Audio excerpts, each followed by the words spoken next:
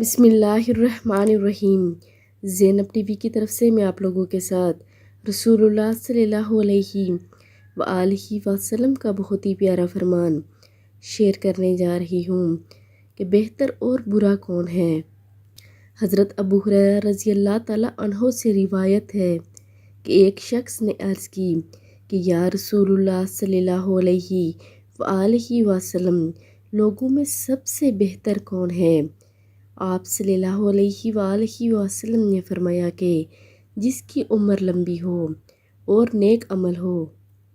پھر پوچھا سب سے برا کون ہے؟ آپ صلی اللہ علیہ وآلہ وسلم نے ارشاد فرمایا کہ جس کی عمر لمبی ہو اور عمل برا ہو، یعنی سب چیزیں عمل پر ہی ہیں۔